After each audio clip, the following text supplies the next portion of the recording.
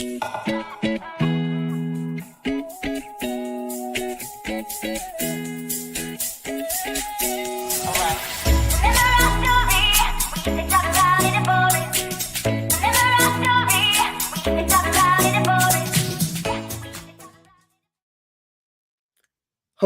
and welcome to the end of Book 2. This is Chapter 12.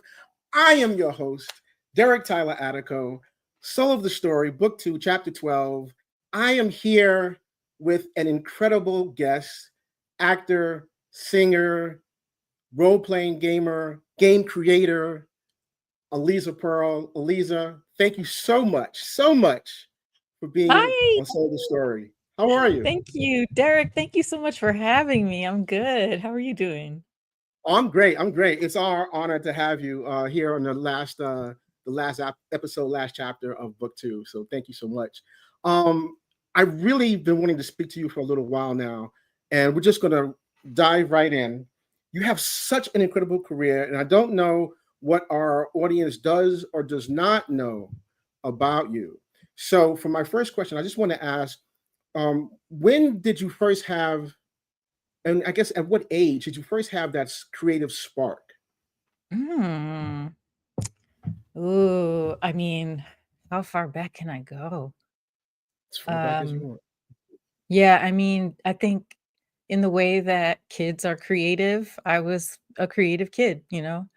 Mhm, mhm.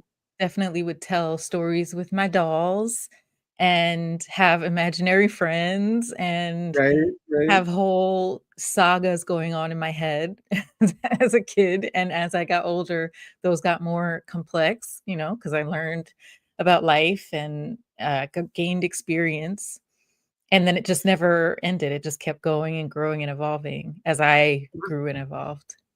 So as a kid, when you started to, I played with dolls. That's interesting because my mom made sure that I played with dolls, and I Good. credit her. Yeah, Really, I that's really awesome. credit her for that, which is great. And when I say dolls, I don't mean like guy dolls. I mean like, Like, female dolls, like yeah, the Barbies and stuff.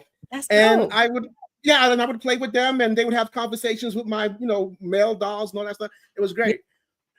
And I think it's healthy, mhm. to have that. Well, I'm a little curious when you first started to have this creative spark. What did it kind of like? Did it develop into because you're so multi-talented? Did it develop into writing? Did it develop into acting? What started to emerge for you out of that creative spark? Well, I was actually in dance before I did acting, really. That was the first of the arts that I actually, like, studied formally and practiced formally. So I was my Okay. mom put me in dance classes, so ballet and tap dance classes. I think I was literally, like, 2 or 3 years old, very, very Hey, young. Started that ballet super too. Me early. too. Yeah, oh my god! And we're both sci-fi writers, interesting. Interesting how that worked out.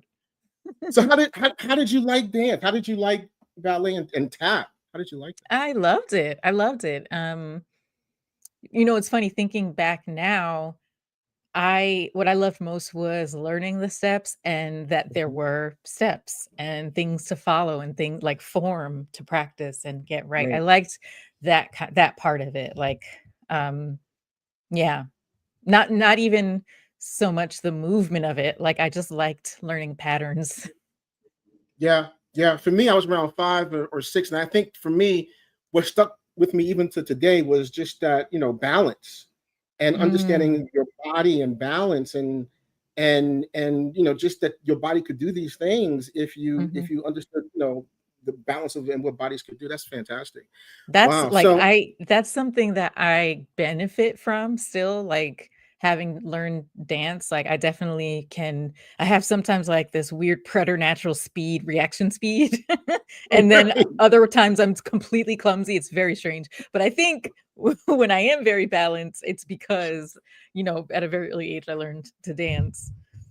I agree. I think there's something to say about muscle memory. I think Yeah. that Mhm. no matter how far back you go, I think there was something to say, especially if you've done something repeatedly over time. That's amazing. All right, so outside of dance, when you go to let's say grade school, Mhm. Does any of the arts start to appeal to you? Singing, dance, music, writing, any of these things start to appeal to you then? Yeah. Well, I also, before I even get into that, I also want to say that I also started ice skating and playing hockey at a pretty young age. And Oh, I say that because if my mom is watching, but which by the way, I need to send her the link to make sure she's watching. But when okay. she pops on here, hopefully she will. She's on the East Coast. She would want me to also say that I was a bit of a, I can't say jock, but I did do a lot of sports as well. Why not? Why, I well, did. you know, Well, because right? I don't have the like my my vibe in my soul is not jock in that Okay. word, the way, the weight we give that word. Yes, yes, But yes. No, yes, yes, I like to yes. say I was athletic, athletic, I would say. So I Sure. did hockey, ice hockey, and I was on the swim team, both from pretty young ages, um, and then dance as well. But then, so to answer your question though, once I got to grade school, yeah, I definitely was like interested in singing. I grew up Catholic and went to a Catholic church that was run by like African nuns mostly and priests, and before them, there was a whole generation of like old Irish nuns and priests. But as they Wow. aged up and retired, they literally imported all these nuns and priests.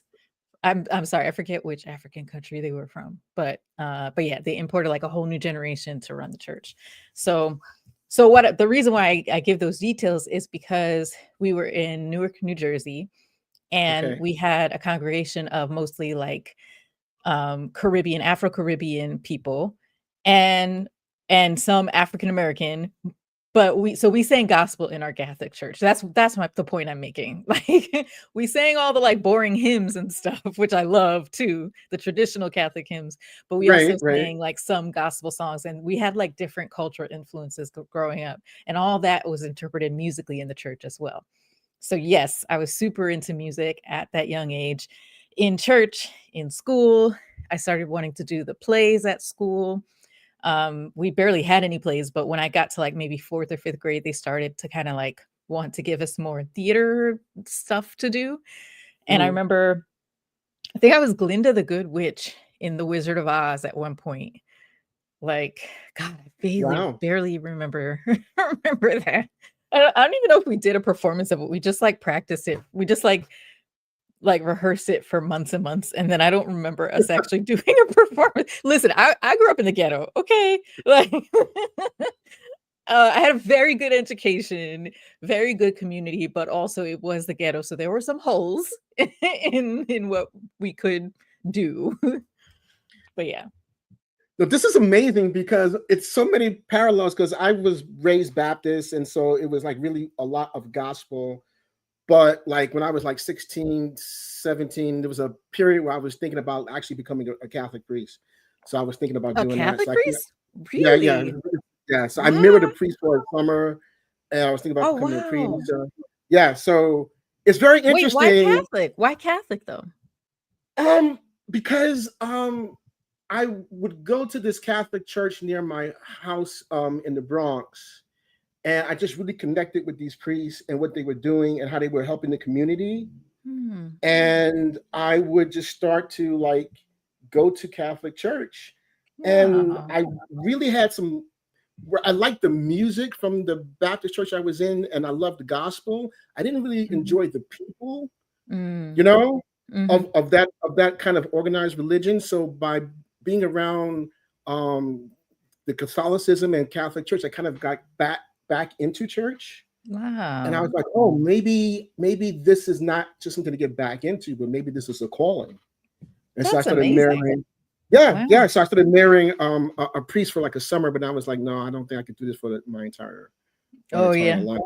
Yeah, yeah. And he was like, Can I no, ask it's not. what made you not do it or change your mind? The priest that I was mirroring, he was around 35, 40. So he was kind of young-ish, Yeah. Mhm. And he's like, look, this is a really big commitment. And you have Mhm. a lot of things that you talk about. You talk about the writing a lot, you talk about doing all these things. He says, and a lot of that takes a back seat. That's not Oh, okay. That doesn't, that's not really what happens here in being a priest. Mhm. What happens is you really become a vessel of the community. And Yeah. whereas a part of that I really identified with, I Mhm. still had this idea for art and writing that I didn't really want to let go of. So, Yeah. you know, so next season you'll be a host, if I'm never because you're pulling all this out of me, Oh so my you can god. be a host, right? Sorry, I Um, go into podcasting host mode. I'm a woman no, at that's work. great. That's great. That's great. But yeah, so that was my thing. That was what happened with me. But I just see so many parallels. So you did that, and then when you when you got to like out of grade school into high school, and you're doing theater, or you're doing, did you start to do some of the theater and music at that point? I did. Sorry, I'm sending the link to my family right now. Sorry, No, I'm that's fine. very No, that's delayed. fine. Send a link. We'll say hi when she comes. Yes, If he comes in, that's fine. That's absolutely fine. creative. Sorry, I'm delayed. Delayed. That is quite all right. So So I guess yeah, what I'm. I started doing theater in grade school. Well, like Mhm. that partial. I can't even remember exactly. Like I said, if we ever did like a full production in my elementary Right, school. I right, also went right. to Catholic school too. Um, but then, yeah, when did I guess so definitely by high school, I was getting more interested in the arts, and I loved to read. I was a huge Christopher Pike fan as a kid. Do you remember Christopher Pike? Those Yeah, books? yeah, Yeah. yeah. I was Wow. yeah, I was super into those. Um, and obviously, started watching Star Trek and have been watching Star Yeah. Trek with family, and my dad was super into Star Trek, so I would watch it with him. And yeah, just like I said, I mean, I really never stopped having like stories in my head. Mhm. And now I understand, like I have a very like overactive brain, and it just like will like latch on to things, and if I don't direct it, it could easily latch onto the wrong things. Like the things that keep me stuck in place and not moving forward or whatever it is. Right, right. But as a younger kid, that manifested also as creativity. And so I started, I think actually one of the first creative projects I did was in 4th grade. I had these friends, and all like my best friends, all of our names started with A. So it was Aliza, Alnisa, Audrita, 3 A's. Oh wow, And that wow. was our little our little chant. Alisa, Alnisa, Audrita, 3 A's. That's Um, great. and we were besties, and we decided we wanted to write books about our adventures as the 3 A's. And so we wrote books, like fictionalized little stories about our supposed adventures. They were all like, I'm pretty sure they were all fiction. We didn't write actual things that were happening in our lives Right. because we were in 4th grade, didn't really have much going on in our lives. No, you're like around what, 9, 10 years old, 9. 10. Yeah, Yeah, yeah, yeah. yeah, 9, 10, yeah, yeah. So yeah, yeah. Wow, So that's that was like amazing. the first time I like not only wrote stuff, but also, collaborated with people to write stuff. So that was kind of, yeah, the first of many more, thankfully, that I would do in the future. So Collaborations. so when did you start to get serious about any of this, about the singing, the writing, the acting? Was it in high school? Was it when you moved on to college? When was that? Yeah, it was in college. So yeah, in high Mhm. school, and also talking about the parallel of sports versus arts, doesn't have to be versus arts, but in high No, right. school, right? But for me in high school, like our sports season for swimming overlapped directly with the musical theater. They did one big musical theater. I didn't go to a very big school, and it was all girls. So we only did like one big musical theater production every year. It would be winter into the beginning of spring, and that's exactly when the swim season was. And my mom really wanted me to be on the swim team. So I was on the swim team. I was a very compliant child. Like I did what I was told. I rebelled like twice. I remember the 2 times I like rebelled. Like as a kid, I was like very well-mannered, behaved, like I was very too. closed in, sadly. Now I understand a lot about my childhood self that informed who I have become now, but maybe we can talk about that later. But I did, yeah, I did the swim team for the first 3 years of high school, and then for senior year, I was like, I want to do the musical. Mom, I want to sing. And so I don't know if I don't know if she let me or not, but I finally did the thing that I wanted to do senior year of high school, and I auditioned for the musical. Do you know what the musical was? Oh yes. Oh yes. That was my first musical, honey. I remember that back and forth. Okay. Hello, Dolly.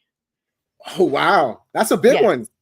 Yes. And I played the second lead lady, not Dolly, but the other girl. I don't remember her name. Right. Wow. Yeah. So that was like a huge, fun, amazing experience. And I was hooked on that. After that, you were hooked. Yeah. Yeah. Oh yeah. Musical theater girly forever. That's fantastic. So basically that's stage. So stage is a really great place to start because you just learn so many things with stage. I've done some AD stuff when I was younger, high school and even college. As in artistic director or assistant director? Assistant directing, not artistically, but assistant directing, and some writing for stage. So I mean, it's just I'm one of those people that I just was happy to be there and would watch all of you all do your thing. But can you talk a little bit about what it's like to actually be on stage and to work on stage? Yeah, I think what was great for me with starting to do musical theater, and then eventually, I think actually I did like maybe some straight plays, as in not musical theater, and then musical theater, and then eventually, as an adult, improv. And Okay. that pipeline, even if you do that in a different order, any one of those things or all of them, what they all have in common is just being present in the moment in front of people, and being able to do the thing that you're there to do in front of people. And that's a big thing. I grew up, I was like super shy as a kid, painfully shy and afraid to speak in front of people, like that shy for most of my childhood. And I think it was theater that really broke me out of that, and just finally like finding, literally sounds cheesy, but like finding my voice through theater. And also, again, getting to learn a routine and like blocking and the lines, and then express yourself through those lines, and like, counterbalance with another actor, and like I loved all of the form and the shapes that we make on stage, with our words as well. Like, I just love all of it. No, you're absolutely right. And I don't think it's cheesy. I think it's spot on because it forces you to break out of your own shell and to push yourself, right? Yeah. Yep. It is Yeah. like you are bare. I always say, like, I feel like stand-up comedy is the hardest of all performing arts. I really think so. And I've never done it, and I don't know if I ever will. It seems terrifying. Even from someone who has been on stage as an improviser for 10,000 plus hours, like stand-up comedy is probably so much harder because it's talk about bare. Like, Right. you are just bare. It's just you and the stories that you're telling. Like, but that's how I feel about theater too. It's like it puts you in that space to learn how to do that, to get comfortable with it, and then to like to transcend that, like you're not Mhm. just learning to step here and say this line. You're telling a whole story, like you're creating a whole life and a story with those actions. It's like magical. So can you talk a little bit about improv? Because improv, I mean, I'm just astounded whenever I see someone do improv, and I think it's frightening because it's bare as well. So can you speak a little bit Yeah. about that? Yeah, well, I think what's cool too about improv is like you're there with other people. Usually, you're doing it with at least one other person. So it's bare, but at least you have that other person. Like you are yes-anding each other and you have each other and your support. So that's like a huge, beautiful thing that comes out of improv, learning to like, you know, like give support and accept support from your scene partners. And then yeah, getting out of your head. And I remember like from my earliest improv classes, one of the biggest things they taught us was um you can't like judge your actions and what you're doing, especially not in the moment. You have to just Mm, like say the thing that's in your head, and then trust that you and your scene partners will justify it and make it make sense. And that like is isn't that like that's so powerful, you know? it's very powerful. It's extremely. It's everything It's to be that present. everything. Yes, and to not judge yourself. Right. Like, Right. just to Absolutely. just be like, "What is that first thought I have? Let me not smush it back because 'cause I'm like, "No, that's terrible. That's a bad idea. Oh, no, don't do that." No, say it. Maybe Right. it's a weird idea, but we'll make it make sense in the scene. Right. Well, first of all, as artists and as writers, we're always in our head anyway. And then we're Right. editing and we're like, oh, I Mhm. shouldn't say this, I shouldn't say that. And then Yes. the world teaches you to have a mask on, and so I can imagine. 'Cause I've done a little bit of so having some acting classes. But Mhm. I would never touch improv. But but I imagine You're like me that with stand-up. Nope, never. oh and, no. But I imagine that improv, that's like it's just there and you just go. You just go. Yeah. It's no net. Yes. So cool. I love Really, just it. you and that other person, it's Mhm. amazing. But Mhm. to have that skill and to have that as a skill as an artist in your toolkit must be amazing, Yeah, it right? definitely when I finally started, it feels like it's funny because now it's been, I mean, what year is it? It's been 13 years, I think, since I first started doing improv, like studying, taking classes, and doing shows. 13 years. And I had already been in LA for several years. So I was like, oh God, it took me so long to start improv. And now on the other side of it, I'm like, wow, yeah, I have a lot of hours under my belt. I love that for me. It's never too late to start, I guess is the point. But, Right, um, but right, yeah, right. like it when I finally did, start taking classes, it definitely unlocked something in me, creatively. And again, it was another kind of like how when I started theater as a kid and musical theater in particular, it felt like it Mhm. unlocked something in me and opened me up. I think improv was like the next part of that, the next stage of my creative like blossoming, like just yeah. Do you think that because I'm just a writer, I dabble in photography, but you're a writer, you're an actress, you're a singer. Do you think each of these skill sets, how do they inform Eliza? Hmm. Ali- Aliza. how, Eliza, I'm sorry, I'm Mhm. sorry, Yes. apologize. How do they inform Eliza as you learn each one and as you level up on each one?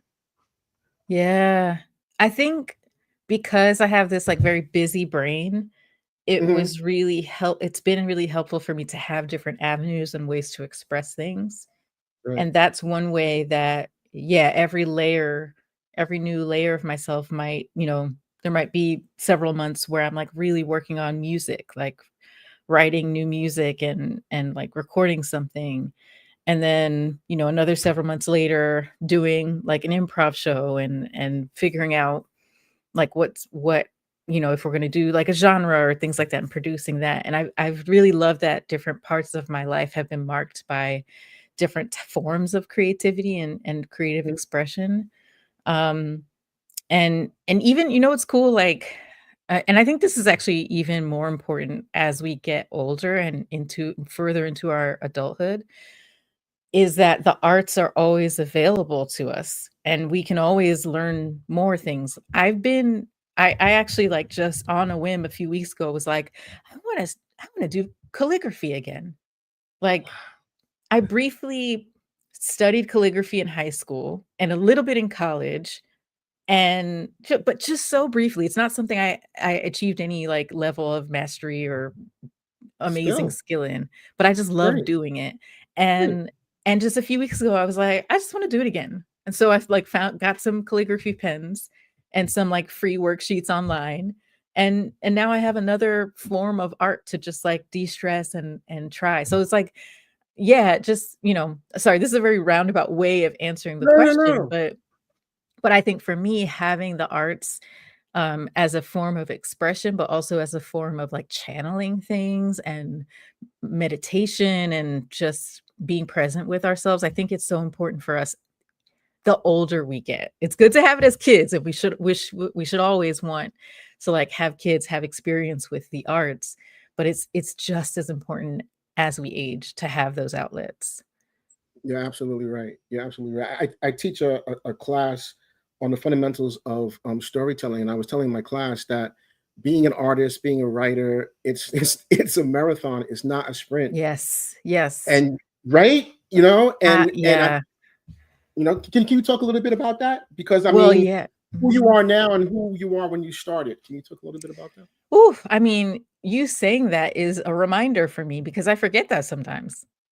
Like, I need to remind myself it is a marathon, not a sprint. And one thing my therapist has helped me realize and remember is that I have achieved things, I have done things.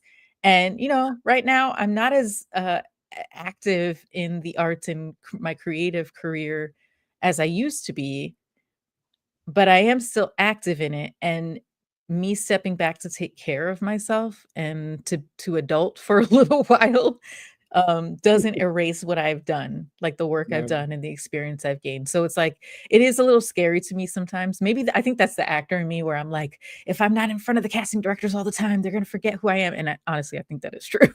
Sometimes it is true. You have to remind people who you are, but then fine, yeah, I can reintroduce myself. I can step back into things. I've been wanting to get back on the stage doing improv more regularly, and I haven't been able to manage that. I know we're going to touch on this too about, Absolutely. managing illness and disability and stuff, but that's a big thing for me right now. Like, I'm several years into having some of these diagnoses and then a year and a half into having new diagnoses, and it's been hard. I can't do like 20 hours a week of improv plus a day job plus, writing. Like, I can't do that anymore. So I have to be really picky about how I spend my time Well, we could and talk about it right energy. now. I mean, if you Yeah. want, we could talk about it right now. I mean, I think I've been thinking a lot about this, and I think us being in the entertainment field, and we present things to people for them to enjoy, and often people think that people that create or creators that everything's fine, everybody's okay, everybody's picture perfect, making Mm, moolah, making crazy cash, but we're human beings, yes. and Yeah. we have our own journeys, our own trials, our own things going on, and so I thought it would be great to have a conversation with you, especially because you are one of the most prominent artists that I know that is just so open about their health journey and about what's going on with them, and I think that's so healthy and so admirable, because I think that it's not really authentic to kind of have some kind of like disingenuous self, Yeah. especially today. Just this Mhm. is who you are. I most of the audience knows that I have a artificial hip, but what they don't know is that for about almost 10 years, I dealt with chronic pain for almost 10 years before my hip was fixed. So Oh, on a scale wow. of 1 to 10, when they ask you, on a scale of 1 to 10, what's your pain, and they have like the smiley Right. face. Yeah. So on a scale of one, on a scale of 1 to 10, I was at a 7 every day, I feel and that. that's Yeah. that's nuts to be there and to still have to try and create Yes. material, and people don't Mhm. see any of that. They just see the material we Mhm. create. So that's part of Oh, sorry. My That's lights okay. are on a schedule, so I always forget this. No, that's okay.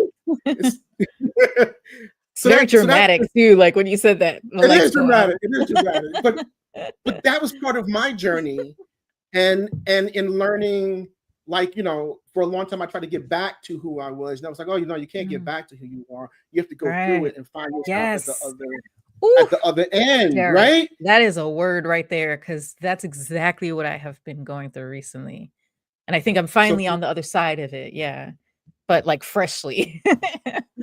it just took me a long time to realize that I Mhm, kept working so hard trying to get back mhm. to the image I had Yes. of myself. Yes, And then I exactly. realized that's a fallacy. Yeah. That's society telling you to go back and to get to that Mhm. thing. And I was like, that's not going to work for me. It's not going to Right, work for me. yeah. It's just not Mhm, going to work for me. And what happens is when you decide to go through, mhm. often, at least for me, speaking of my personal journey, I found in many ways a better uh Derek. And for me, Mm. it was a quote from Muhammad Ali. He was talking about like the time he lost when he was in prison and then going back to fighting, and how he Mhm. realized he was a different fighter and he had to learn different things and do different things. And for some Yes. reason, hearing him say that, and I think I was watching something and he was saying it, something just clicked in my head, Mm, and I was like, oh, okay. So that's the that was answer, that was yeah. that was the answer for me. So can you talk a little bit Mhm. about your experience? Ooh, well, it's been yeah, I actually am I feel like just on the other side of that process and maybe still even in it a little bit, Sure. but I've yeah, the past, like, 3-ish years, I would say, maybe 2, yeah, 2-ish, 2 to 3 years have been really difficult for me. Like, I went through a lot of mental health struggles.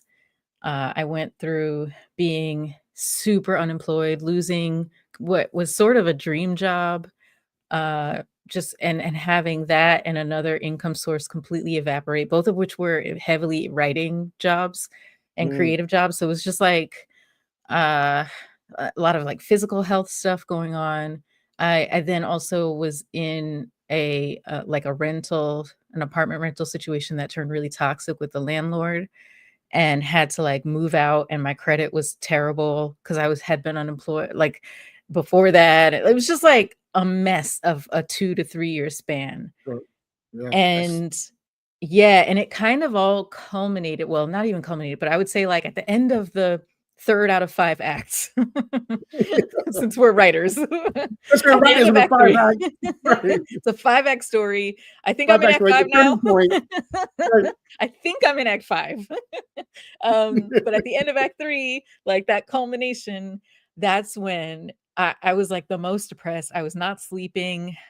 Literally, I was not sleeping for, like, a month. It was really bad. I finally I was on Medicaid at the time, so that's or Medi-Cal, which is California's Medicaid program, Right. Right. which thank God for safety nets. Let's not get rid of those, Let's not get maybe. rid of those because those help everyone.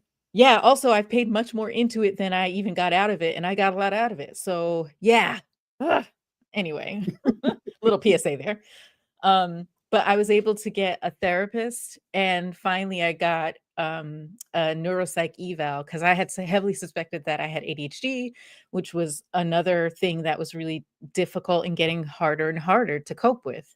Right. Right. Especially with the increasing depression and anxiety, and it was awful. It was like feels like you're underwater, like you can't get anything done, and then you're beating yourself up over it. It's just awful. It's like really, really awful. So I finally got a neuropsych eval, thinking I was going in there for an ADHD assessment, but he did a full evaluation, and thank God he did, because the surprise of that was that I was diagnosed with autism as well. Ah, So, surprise!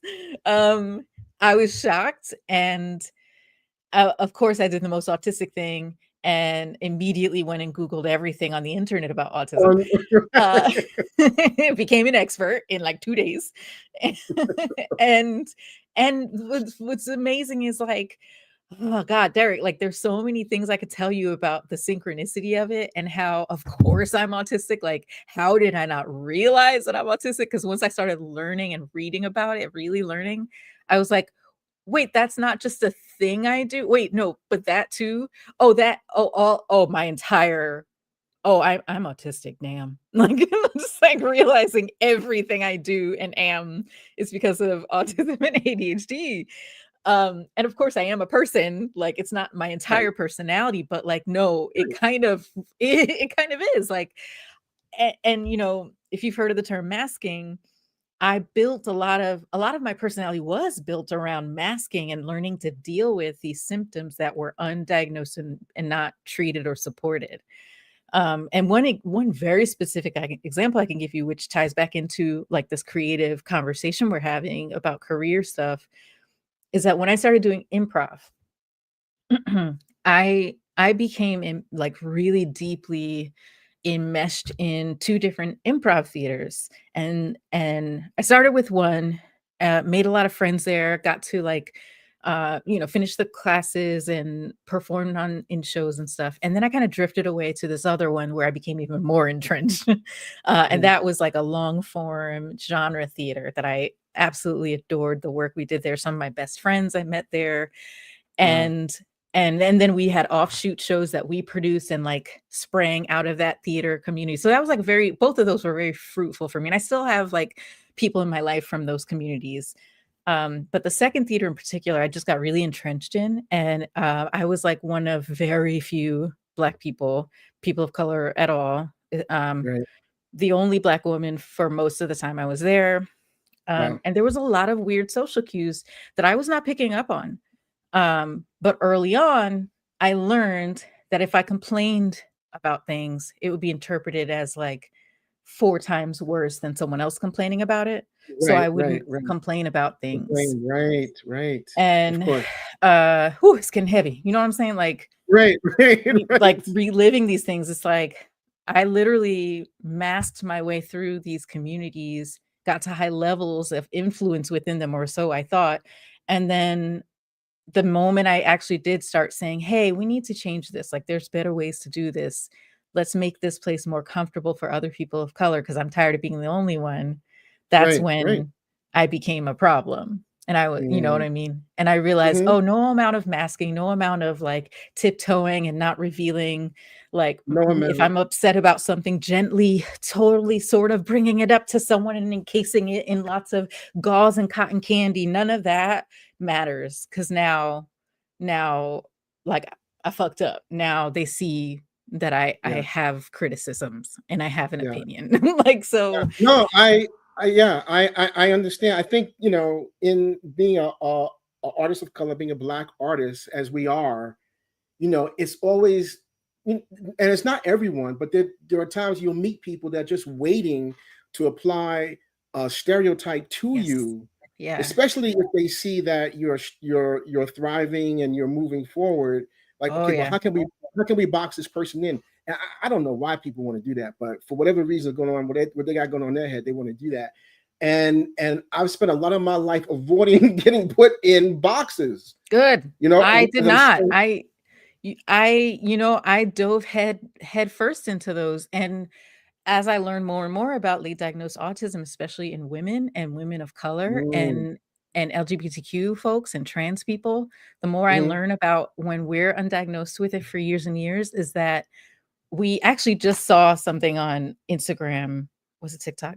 I think it was Instagram. A psychologist who, or I think a therapist who has a lot of late diagnosed autistic femme clients, and he was saying there's this entwining of trauma and late diagnosed autism. There's like they mm, like go hand in hand in a lot of ways because we often that rigid thinking that comes with autism a lot of the time. um it's comforting for us to have structures to live within. Unfortunately, it doesn't matter if the structures are unhealthy. positive or we don't negative, right, we don't right, always recognize that part, and that's what I was doing. I was like setting myself up in these theater companies. Not like I did see the toxic behavior, and I would call it out when I could in some ways, but again, like I said, always wrapped in mhm, gauze and cotton candy and whoo, whoo, mhm, whoo, whoo, playing that dance and having to, like, mask how I really feel about things and go along to get along. And then at one point I realized, like, um, I'm never going to be good enough for them. Like, Right. and especially if I were to really show them like who I am and just be honest and open, like not just I feel like I was honest, but I wasn't like open. My heart was not open fully with that community because I didn't feel safe to do that. So, but for a long time, those toxic structures kind of holding up the community were like comforting to me in a really messed up way. No, I can actually understand that because I it sounds to me like you've learned now to take who you've learned about yourself and apply that in a different way than you were before. And I know that's what Mhm. I had to do. So I can kind of hear that in you. Is that the case? Yeah, I've been in therapy since right before the diagnosis. That was in late March of 2024. So Mhm. it's been just over a year and a half of just steady therapy, Yeah. like to basically address the trauma, address like, how I can re-find myself, rebuild myself, um beyond these masks, and Mhm. hopefully like unmask and slowly feel safe in just being who I am. And it's like How it's do a you doozy of a job, I'll tell you that. I can Like, I can imagine. I know I went to therapy for pain management. That was one of my methods of going to therapy. And the mhm, therapist told me, he's like, don't worry about being here because everyone needs a good doctor, a good lawyer, and a good therapist. And I mhm. was like, oh, I never thought about it like Wow. that. Mhm. He was like, everybody needs one. Don't think Yeah, anything. There's no stigma or stereotype. Everyone needs those three. So right. my question is, do you think now, are you starting to create art now? Now that you're coming out on the other side of this, how do you think it's going to influence and affect your art now? Because you're so multi-talented and multi-hyphenated, actor, singer, improv, all these different things. How do you think this experience is gonna impact on those? Yeah, I mean, I think this is why I say I'm in maybe I'm in act 5, maybe I'm still in act 4, Right, right. 'cause, like, I kid you not, last month and this month, I had a little bit of a, crisis of faith in acting, 'cause I realized everything I've learned about acting, there's my Aliza self and my life and the mask that I learned Mhm. to operate with, right? And then there's my acting skill set. And there are things that I learned to apply between the 2, but for me, those were always, like, very separate. Like, I don't go around life thinking about, like, I'm monologuing to the Starbucks barista. Like, I'm not that kind of actor, you know what I mean? Like, it's a Right. skill set. I don't like method acting even.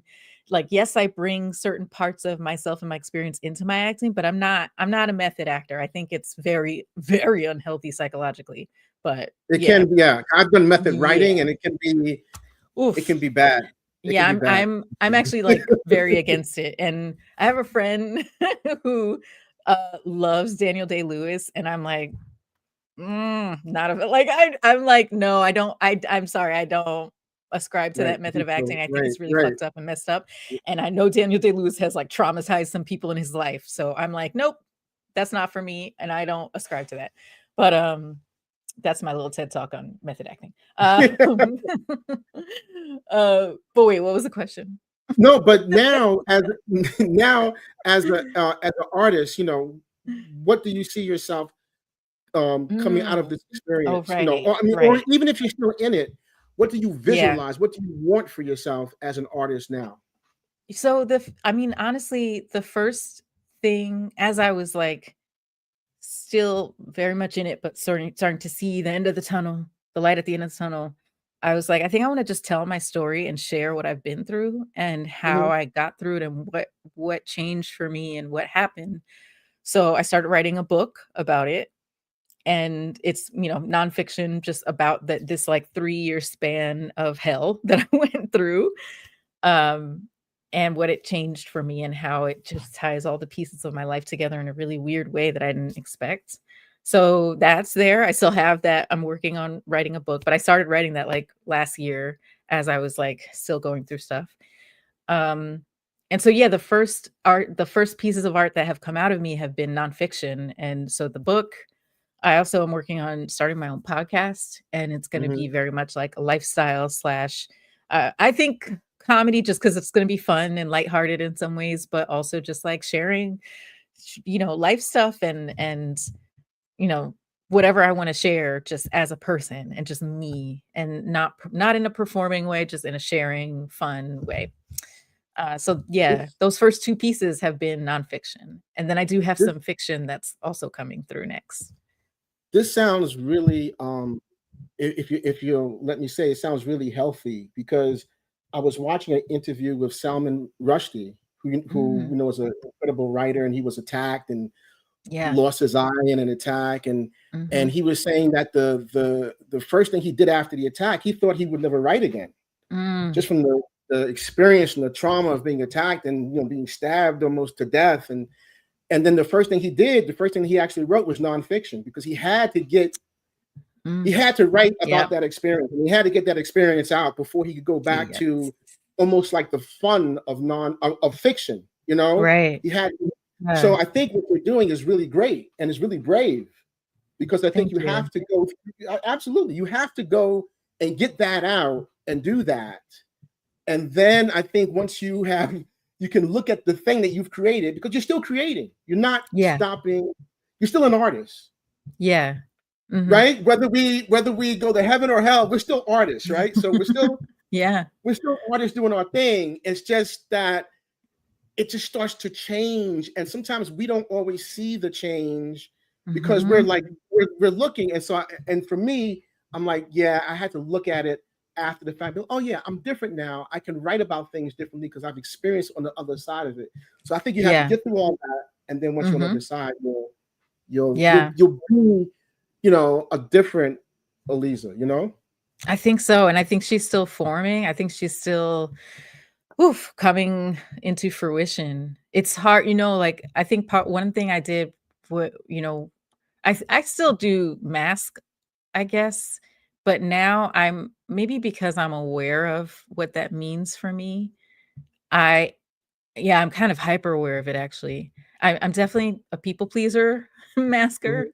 I want people to be happy and comfortable and feel good. And so sometimes the first thing out of my mouth is like wanting to make someone feel good. And that's not a bad thing, except when you are prioritizing that over everything else in Right, your life and your relationships. That's not right, healthy. And that's not genuine. Like, I was like, I'm a genuine person, I'm honest, but like in that way, I haven't been. right, And that's like a right, hard truth too, to come to yourself when you'll be like, damn, I thought I was like an honest person, but like this mask of always wanting to please and fix and love on people, when it's like they didn't ask for that, and they don't, you should love on yourself. Like, worry about yourself. That's a big no, lesson I'm learning. It's like, yeah, it's not I like you're gotta not do genuine. me. You Yeah, you have to yeah. give yourself I mean, space for you. but I do think that's something that I had to kind of confront in myself, is like the people pleaserness made me less. It was a way of like avoiding my own stuff, or like not even avoiding actively, but just like ignoring my Right. needs for other people's sake. And like I said, it's like people didn't ask for that. So like you're trying to Right, help people who are not asking for your help. It's like, yeah. right, right, right. But no, but I think this is all great. This is lovely to talk to you about these things. I think it's all great. Everything you've done, you've had such an incredible career. When you do decide to go back to those things, when you feel it, it's all going to be there for you. It's that muscle memory from the Yeah. dance, from being a little Oh kid. God. It's all gonna be there. It's definitely all gonna I be there hope for you. so. Oh, Yeah, I definitely. think my like I've done some improv here and there, like get back on stage, with random groups and stuff. And when I do, it's fun, but I don't feel as like pop, pop, pop. Like my brain could just snap in and be there in the scene and like have five other ideas. It's a muscle. I definitely have to dust off that Yeah, muscle, dust off that yeah, muscle. That's not the right metaphor. You know what I'm saying? yeah. Or warm up the muscle, Yeah, maybe.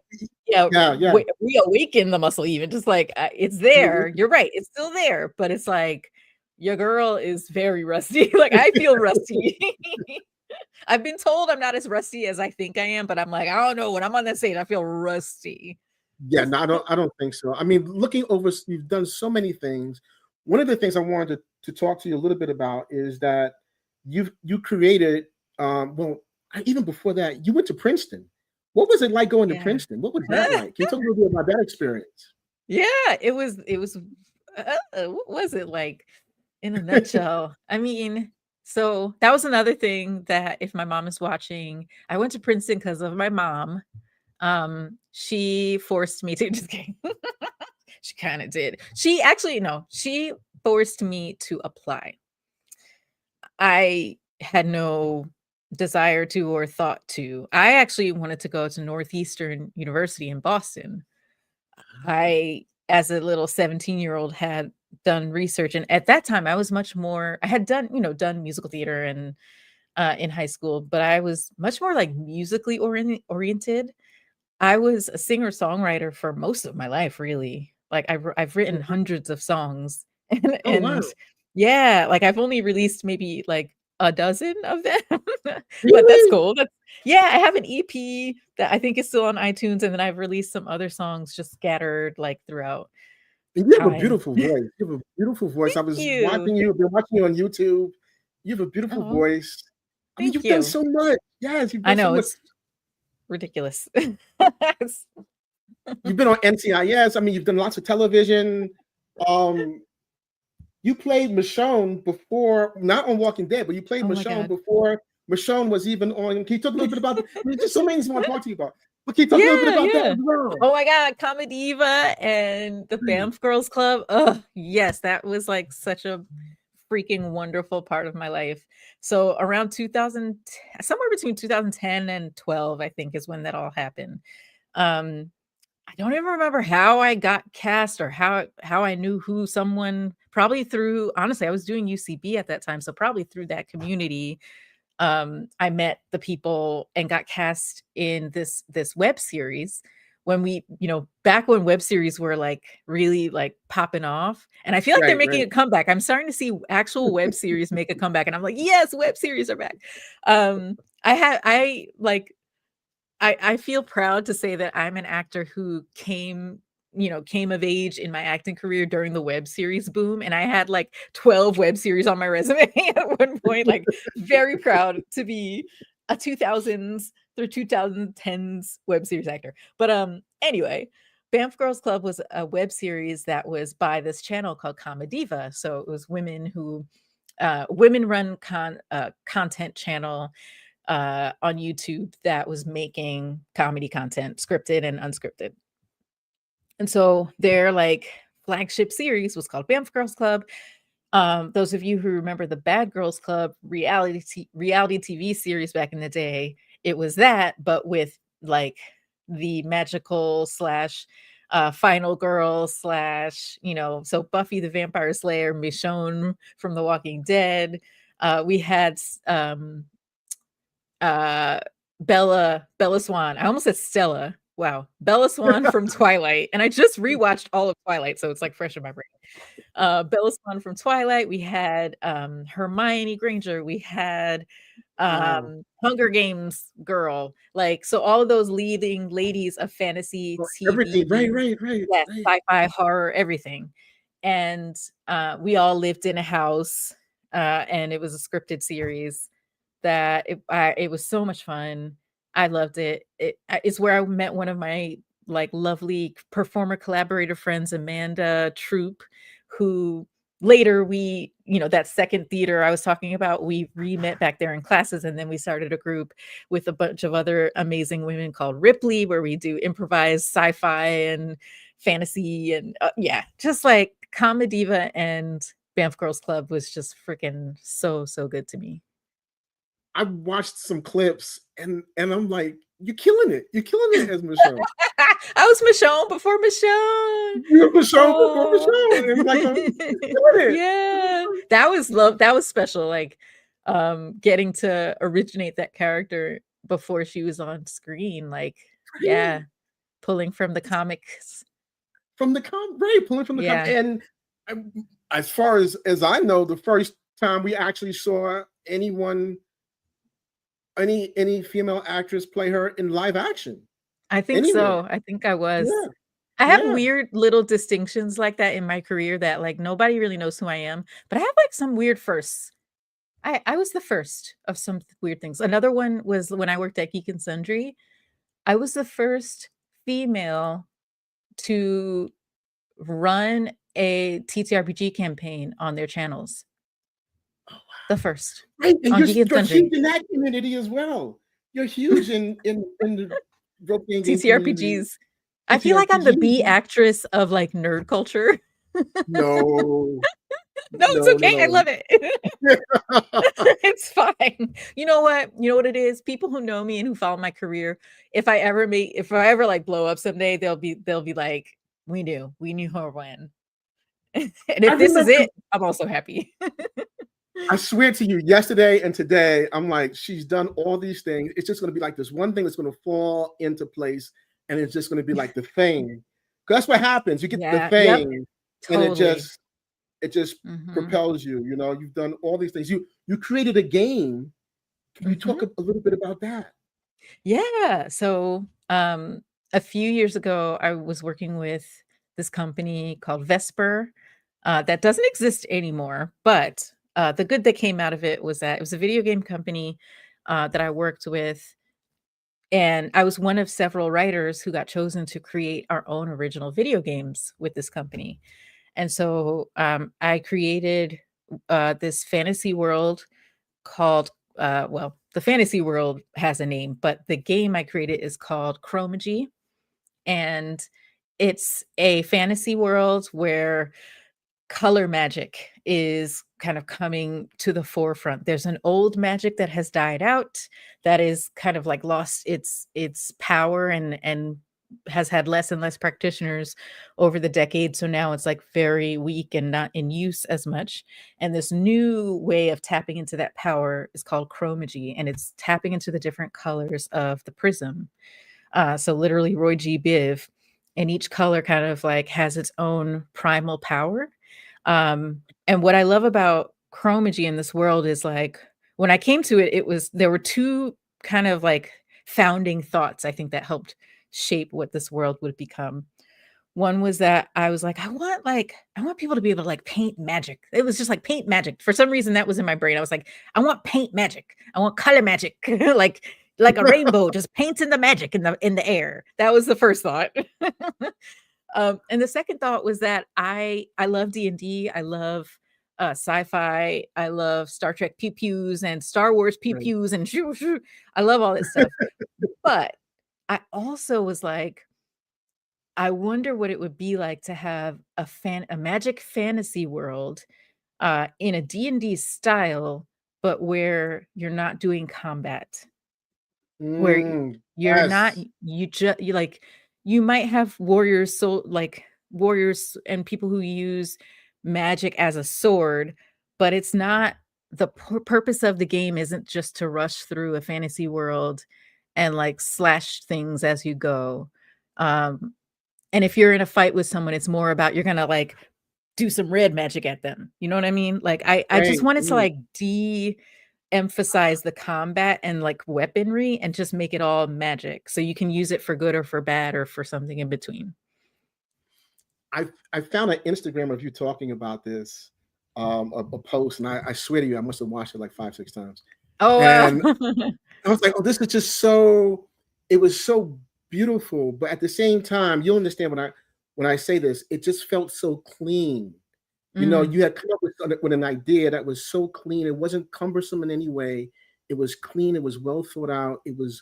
It would just make so much sense. I'm like, you know, sometimes there were those things, and that as artists, we're like, oh, I'm jealous. I didn't think of that. You know, and it's like, you know, but I salute you because it's just so beautiful, and it almost has a where it just makes so much sense. So I really hope that something comes from that. Is anything? Are you doing anything with that or? Thanks. I mean, let's see. I so towards the end of last year, that company, before they shut down, they sponsored us doing these live, a live one shot in our worlds.